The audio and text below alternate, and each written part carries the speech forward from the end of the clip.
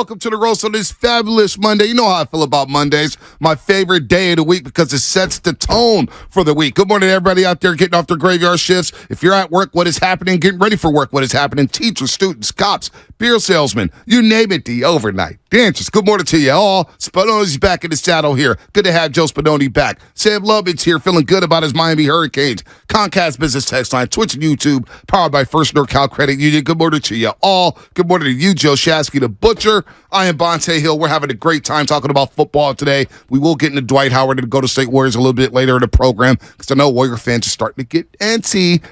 29 days till the season opener. 29 days till the Warriors take on the Phoenix Suns. Training camp starts next week. We'll get into that a little bit later, but we're talking football here. We got our boy Crocker. It's Croc time here on the roast. We love Croc time. Sharpshooter Crocky on Twitter, at Eric_Crocker. Lockdown 49ers podcast. He says he's a washed-up football player, but the way he throws a football, the way he's in shape, I saw him in Chicago last year. Your boy Crocker didn't have an ounce of body fat, so I don't know if you washed up at all, Croc. Come on, man. Give yourself some credit here. But as we look around the league, and we'll get to the 49ers because they obviously had the day off yesterday after playing out Thursday Night Football. My thoughts looking around the league, boy, the Niners have it good with John Lynch, Kyle Shanahan, this offensive defense, because there's a lot of bad coaching, a lot of bad rosters out there. What was your big takeaway watching the league yesterday, Crocky, as you sat on your couch and watched the Red Zone? My biggest takeaway is that the way the 49ers play football translates to be able to beat any of these teams. Now, we saw some teams do some explosive things, the Miami Dolphins, obviously the Kansas City Chiefs, and those guys will be formidable opponents if the 49ers go to the Super Bowl. But as it pertains to the rest of the league, and especially the NFC, I haven't seen anyone that scares me. You know, a lot of times, especially early in the season, you watch some teams and you're like, man, this team is cooking. They're really good. Right. It feels like that team is the 49ers in the NFC. So what do you make of just where they're at right now in terms of weaknesses and strengths? It feels like the most balanced team they've had during the Shanahan era in terms of defense and offense complementing one another. Clearly, they got weapons galore. Where are the weaknesses right now on this team? Man, they are extremely balanced. And I'd say this is, as far as the 49ers really getting ready and rolling early in the season, usually first 3-4 games, you kind of utilize that as kind of an extension of the preseason. Right. Guys aren't really playing, guys still trying to fit their roles. And the 49ers, their offense, I think it's so complicated, it usually takes a while to really start to hit the groove. They're hitting their groove early. And we've seen, moments, right, a quarter, maybe a half, where there's, a little bit of clunkiness to it. But then they figure it out, and maybe a lot of that has to do with Brock Purdy and how well he's kind of orchestrating this whole thing. But they're getting going early right now. They're running the ball well. They're throwing the ball very well. They're playing defense at every level. So far early on, this seems to be the most complete 49er team that I've seen in a lot of years. And not to try to be overly, excited about the team or say it's the best 49ers team ever. I think if you go player for player, you might find some better teams. But the way that this team is coached up and how they play football, it feels like they can play with a lot of 49er teams in the past. Yeah, no doubt about that. Crocky, what did you think about the extensions for Kyle Shanahan and John Lynch on Friday? Kind of came out of nowhere. I get it. Trey Lance wants stability in this organization. What was your first thoughts when you saw that come across the timeline Friday afternoon?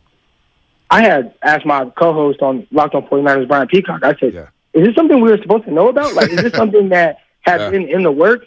But my first initial reaction and question was, why? Why are they doing this right now? It feels like they just extended these guys. I mean, the initial contract was 6 years. Right. They would just be, finishing that up, last year. They got extended again. So it felt like they had several years on their contract. Was this kind of a panic move, or was this a move from York where he's just saying, you know what, I know what I have in these guys.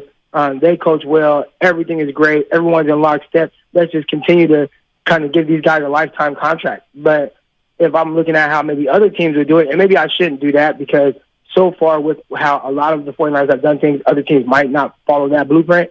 But I think they would kind of make them wait. The ultimate goal is to win the Super Bowl. Mm-hmm. And they haven't achieved that yet. Obviously, you see that this front office gives you a great opportunity to do that. And I'd say if you poll the fan base right now, they assume the 49ers are going to be in the mix, whether it's a conference championship appearance or a Super Bowl. So knowing you have a staff that has that kind of confidence in the fans, you should be excited, and I understand, extending them.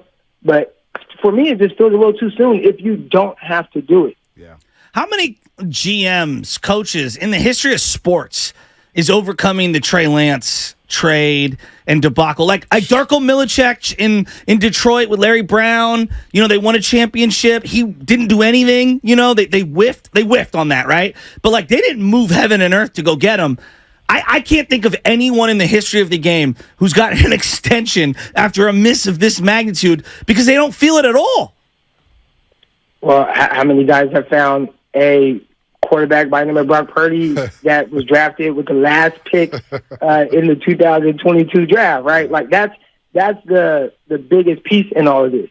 If Brock Purdy isn't drafted, Trey Lance is still a 49er quarterback and probably starting the season. That pushed him out of the door because of how well Brock played. So I think when you saw how well Brock played, it started to be clear, I think this guy's going to start next year. Right. And nobody's going to doubt or question that. But, yeah, it is weird in the sense of how much capital they use. I think it's even weirder when I start to dive into the way they went about even drafting Trey Lance, first and foremost, before you even get to Brock. Just the thought process behind it once Kyle kind of started sharing some of that. I thought it was kind of awkward with the way they went about it. But I think that because of how they went about it, and again, we want to get into that, we can, but I think that made it easier to move off of them. Well, can we get into that for a second? You kind of understand the process of getting ready to be drafted and what goes into it. For them relying so much on his legs is part of the evaluation, and then to not run a 40, I don't know. There's just I get there was COVID and everything. It's just the whole thing seemed very weird in retrospect. Some of it might just be coach speak, but Kyle Shanahan came out and said the biggest thing they want to do was get under the cap at quarterback. They want to get cheaper so they can continue to build a juggernaut of a team around the quarterback, which they have done. I felt like if that was your goal, why are you moving up 3 picks for a quarterback and you don't even know who they're taking? Yeah. Right? And they said that they are 100% keeping Jimmy Garoppolo on that roster. I know he said the whole thing of, I don't know if we'll be alive on Sunday or whatever, but he said going into that draft, their expectations were to play Jimmy Garoppolo that year because it would be very difficult for any rookie to just flat out beat him out, which I understand it, and I agree with that as well.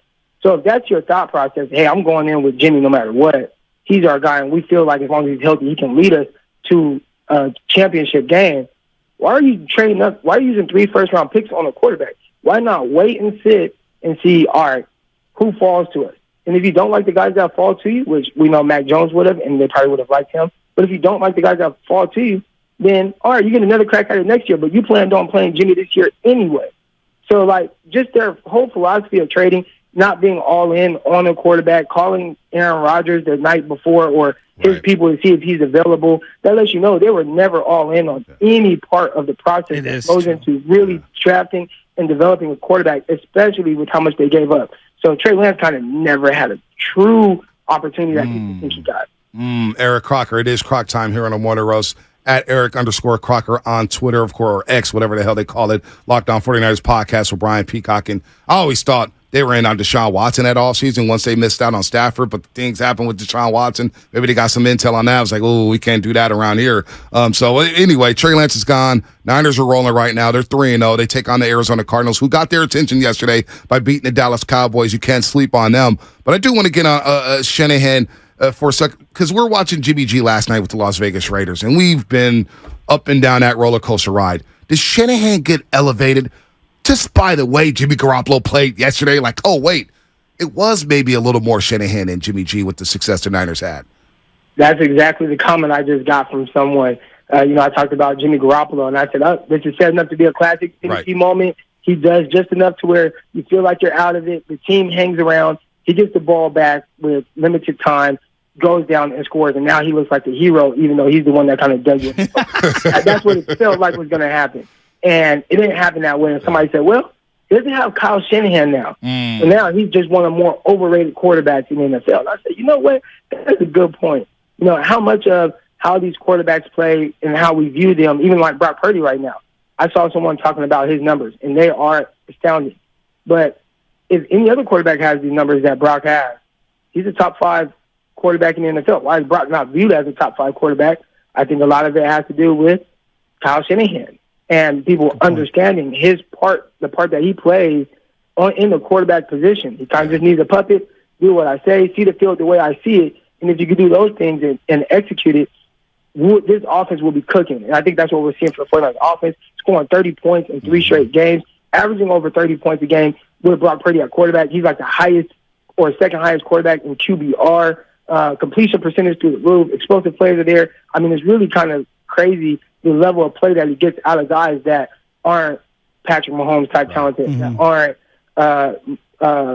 Justin Herbert or some of these guys. I watched Justin Herbert roll out to his left and throw this fireball across the field like 30 yards. You're not supposed to be able to do that. Kyle's quarterback can't do that. Look at me, whatever Kyle says he needs him to do, and that works. Well, he might not be, Brock Purdy might not be able to do what Justin Herbert can do in terms of like straight line throwing the ball down the field. And he's got a unique set of skills. But the way he takes on the blitz with that backpedaled throw and then spins around to where he doesn't get hit. He did it 3 separate times, the Kittle completion and then both touchdown passes.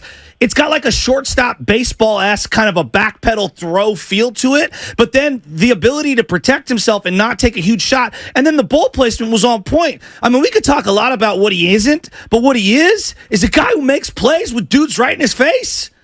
Man, he gets it. And one of the things that I've been like growing a lot of confidence in Brock Purdy with is he's just a gamer. He's going to go out there. He's going to make plays. He's going to make throws.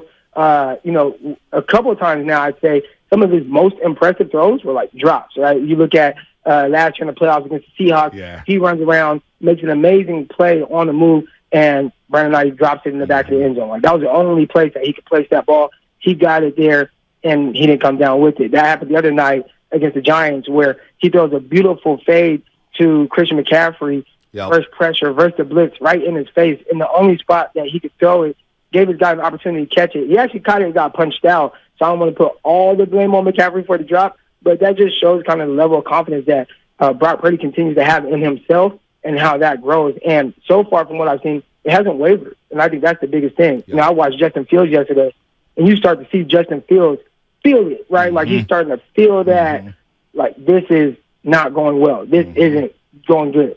And maybe it helped out Kyle, because when it wasn't going well against the Giants the other day, Kyle said, hold on, here we go. We're going to throw some screens to Debo, throw some screens to Christian McCaffrey, then we're going to get you in the groove. And all of a sudden you see Brock's play take off. But I haven't seen, like, a look in his face that he feels overwhelmed. And that's probably one of the better compliments you can give a young quarterback. Yeah, you know, Justin Fields is in a bad place when he starts talking after the game saying, you know, I'm starting to appreciate the little things in life. It's just bigger. And I'm like, this guy's done mentally. Real quick, we'll get one more for you, Crocky, because you are a DB and you know the defensive side of the football as well as the offensive side. Steve Wilkes, look, we thought when Robert Saleh moved on, there'd be a drop-off from Robert Saleh to DeMeco Ryans. Wasn't any drop-off. DeMeco Ryans goes to Houston. What is Steve Wilkes going to bring to the table? What is he doing differently than those other 2 D coordinators, because they're still playing at a high level. They held the Giants to 150 total yards. That doesn't get talked about enough. 150 total yards in an NFL game, especially in today's game, that's some pretty damn good defense. What is he doing schematically differently than those other 2 D coordinators so far? I don't think he's doing anything different. I think he's doing the same thing they did, and is listening to Kyle Shanahan. I think Kyle Shanahan is the real defensive coordinator here. Really? All right. I think Kyle's the defensive coordinator. Kyle brought in Wilkes and said, this is the defense I want you to run. I want you to run it like that. That's the same thing he did with Robert Saleh. Like, he found Robert Saleh because he knew that defense. He went after one guy, couldn't get him, then said, okay, let's get Robert Saleh. Robert, this is the defense I want you to play. You know it. You understand it. Let's build a team around that. And then they have transitioned into more of a 2-high team over the years. But when they went and got Wilkes, it was with the thought of, this is the type of defense I want you to run. If I'm not mistaken, he sits in on some of these meetings and gives guys to understand, hey, this is how I would attack it, this is what you should do, etc.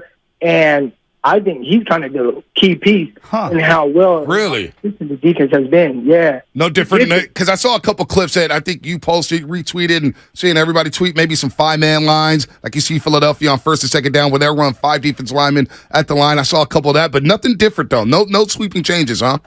I think all defenses, for the most part, they kind of end up being somewhat similar. You do what you have to do, whether it's a bear front. And there's some things that some wrinkles you'll throw in, but just the overall philosophy of what they're doing and probably a lot of how they want to play defense, I bet Kyle has a big hand in that. Wow. And exactly like, hey, this is what I feel like will work against these type of offenses, probably having those meetings. And then Wilkes, obviously, he is the coordinator.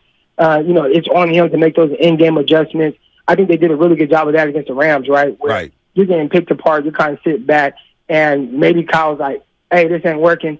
Fix this. This is what you need to do. You see Wilkes come out second half. He starts to line up guys at the line of scrimmage. They do drop some guys off sometimes, but they brought 5. They brought pressure a lot more, and that made it a little bit more difficult on Matthew Stafford, who clearly he sees the field extremely well.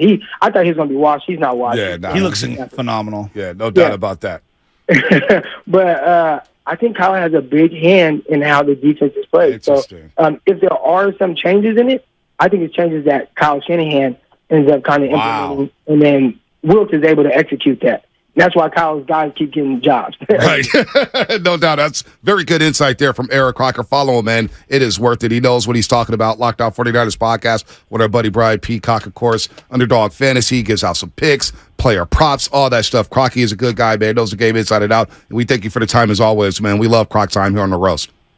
All right. Thanks for having me on, guys. Thanks, Anytime, buddy. man. Eric Crocker, man. Check him out on Twitter at Eric_Crocker. That is very, very interesting, man.